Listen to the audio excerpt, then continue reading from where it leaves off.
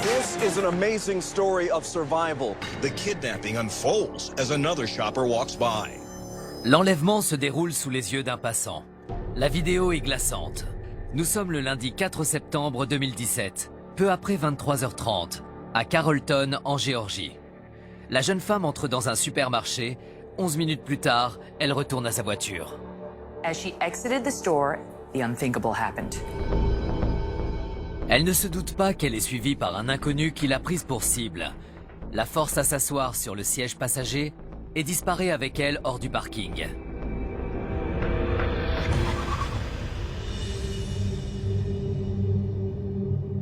Où l'emmène-t-il? À 23h57, un témoin appelle la police. 911, how can I help you? I saw some weird situation. He grabbed her by the actual shoulder, and he had something in his right arm. It did not make sense. So you think he kidnapped her? Une voiture de police est envoyée sur les lieux, mais ne trouve rien de suspect. Puis, à 2h du matin, Tamir Bryant est réveillé par un SMS inquiétant de sa petite amie, Jayla Gladden, une étudiante de 21 ans de l'Université de Géorgie occidentale. C'était... Je n'ai jamais eu aussi peur de ma vie. Jayla, que Tamir surnomme affectueusement Fat Face, lui envoie sa position et lui indique qu'elle se trouve à Atlanta, à 80 km de là, alors qu'aux dernières nouvelles, elle devait être à quelques minutes de chez elle. Elle m'a dit qu'elle se sentait mal, qu'elle allait chercher un médicament au magasin et qu'elle rentrait après.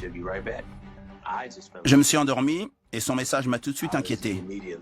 Pourquoi tu m'envoies ça? T'es où? La réponse de Jayla fait froid dans le dos. Elle n'écrit qu'un mot, kidnappé. Tamir lui répond, te moque pas de moi.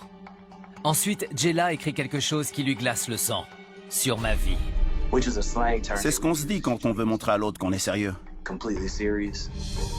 En quelques minutes, Tamir se rend au poste de police de Carrollton avec un groupe d'amis aussi inquiets que lui. Je suis allé frapper à la porte de ses colocataires. J'ai hurlé. Jayla a été enlevée. Pendant qu'ils se rendent au poste, Tamir reçoit d'autres SMS de la part de Jayla. Couteau, peur. Et pendant que Tamir les montre à la police, il passe de la colère à la panique.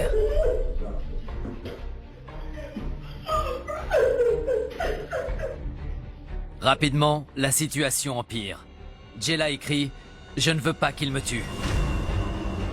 La police sait maintenant que c'est une course contre la montre. Il faut la retrouver rapidement pour éviter un drame.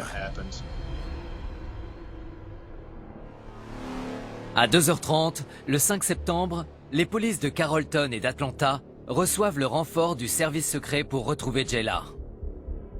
On s'est organisé rapidement pour essayer de lui sauver la vie. Ils savent que Jayla est dans sa voiture, une Honda Accord verte, et qu'elle utilise secrètement son téléphone pour envoyer des messages à son petit ami Tamir. Elle a été très courageuse et très intelligente parce qu'elle a réussi à envoyer des messages à son petit ami. Mais pendant que la police essaie de repérer l'emplacement précis du téléphone de Jayla, la situation devient particulièrement inquiétante.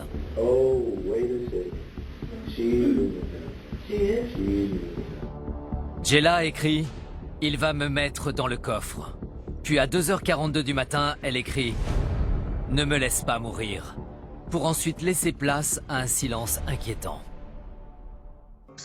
C'était... En fait, je pouvais rien faire. Plus tard, aux environs de 4h du matin, les policiers trouvent une piste. Ils repèrent Jayla et son ravisseur sur le parking d'une résidence à Atlanta. Et alors qu'ils lancent l'assaut pour la sauver, le ravisseur les repère et démarre en trombe. J'ai entendu quelqu'un crier et un crissement de pneus. En quelques secondes, la situation dégénère. Alors que la police le poursuit, le ravisseur percute plusieurs voitures à la suite. Il roulait à toute allure. Il fonçait dans toutes les voitures et repartait. Il a même percuté une voiture de police avant de redémarrer. On se serait cru dans un film. Un policier a essayé de le retenir. Il a même sorti son arme pour l'arrêter, mais il a continué à fuir. Il l'a contourné et il est reparti en sens inverse. On voyait que le conducteur ne connaissait pas le quartier, parce qu'il n'y a qu'une entrée et qu'une sortie. J'ai compris qu'il ne savait pas où était la sortie, et il se comportait de manière totalement irrationnelle. Il était coincé et désespéré. Soudain, au moment où le ravisseur essaie de sortir du parking, un autre bruit violent retentit. Lorsque les policiers avancent dans l'allée, le ravisseur sort de la voiture, tout comme Jayla. Elle court jusqu'à eux en désignant la barrière avant de s'effondrer dans les bras d'un des agents. Je suis tombée dans les bras d'un policier. Je ne pensais pas que j'allais m'en sortir vivante. Le ravisseur de Jayla est en fuite. Il a escaladé la barrière. La police a identifié Timothy Wilson, un homme de 28 ans, récemment libéré de prison suite à une condamnation pour vol. Pendant qu'il se lance à sa poursuite, Jayla est envoyée à l'hôpital. 3 ans plus tard, elle a encore du mal à parler de l'épreuve terrifiante qu'elle a traversée. Tout a commencé lorsqu'un homme s'est approché d'elle pour lui demander du feu. Je lui ai dit que je n'en avais pas. J'ai continué à marcher vers ma voiture et j'ai senti quelque chose contre mon ventre. Sous la menace d'un couteau sur le ventre, Jayla découvre son ravisseur avec effroi. J'ai croisé son regard et j'ai compris que j'étais en danger. On voyait qu'il n'avait aucune pitié. Et ce n'est que le début de 4 heures d'enfer. Après avoir caché le téléphone de Jayla sous son siège, Wilson lui dit qu'il l'emmène à Atlanta. Tout en conduisant, il continue de la menacer avec son couteau et de la frôler de sa lame. Je retenais mon souffle. J'étais très en colère de vivre une chose pareille alors que j'étais juste allée m'acheter du thé. Pourquoi moi? Je suis malade. J'ai quitté ce parking sans savoir si j'allais revoir mon copain ou ma fac. Le comble de l'horreur est atteint lors de cette soirée, lorsque Timothy Wilson se gare sur le parking d'une église isolée pour violer Jayla. Il la fait ensuite s'asseoir sur un banc dans un parc. C'était un banc avec un dossier. J'étais sur l'assise et lui s'était installé sur le dossier. Il a passé son bras autour de mon cou. Il m'a dit que ce serait facile de me tuer parce qu'il n'y avait personne autour.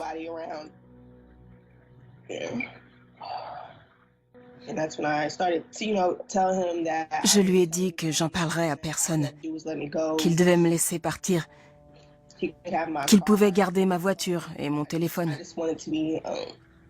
Je voulais seulement qu'il me laisse partir. Il me répétait qu'il n'en était pas question. J'ai continué à le supplier. Il m'a dit de me taire. Je suis une fan absolue de la série New York Unité Spéciale. C'est grâce à Olivia Benson, le personnage principal, que j'ai pu rester aussi calme, aussi concentrée, et que j'ai réussi à réfléchir dans une situation aussi terrifiante. Comme je ne savais pas ce qu'il pensait, le seul espoir que j'avais, c'était de lui parler.